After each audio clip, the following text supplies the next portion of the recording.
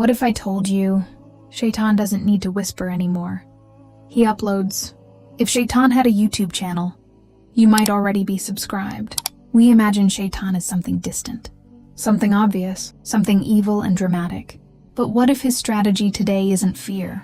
What if it's comfort, distraction, entertainment? Iblis promised that he would mislead humanity. Not by force, not by making haram look terrifying, but by making it look normal. If Shaytan had a YouTube channel, here's what he would post. Video number 1.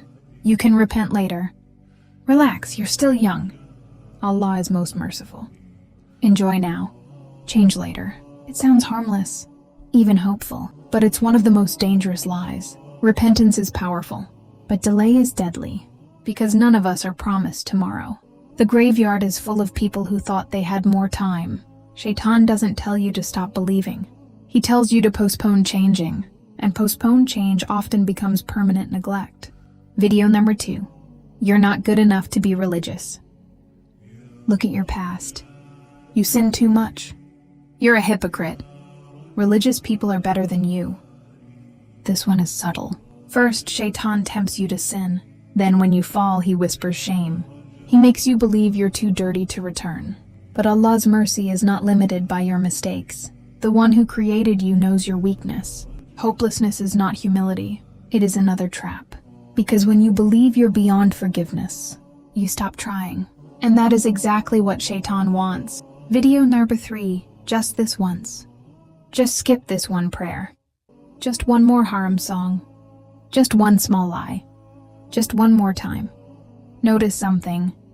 He never says leave Islam. He says just this once. Because he understands something powerful. Small, repeated actions shape the heart. A delayed prayer becomes a habit. A habit becomes a lifestyle. A lifestyle becomes distance from Allah. And distance feels normal when it grows slowly.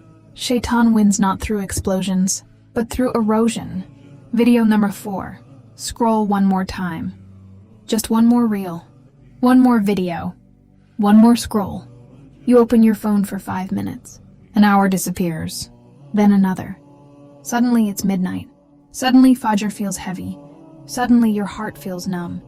Distraction is the modern weapon.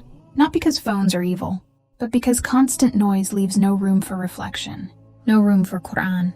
No room for silence. And a distracted heart rarely remembers Allah deeply. But here is something important. Shaytan only whispers. He cannot force you. On the day of judgment, he will say, I only invited you. You responded. He doesn't control your hands. He doesn't control your heart. You choose. Every scroll, every delay, every excuse, and every repentance. So if Shaytan had a YouTube channel, would you still be subscribed? Or will today be the day you unsubscribe?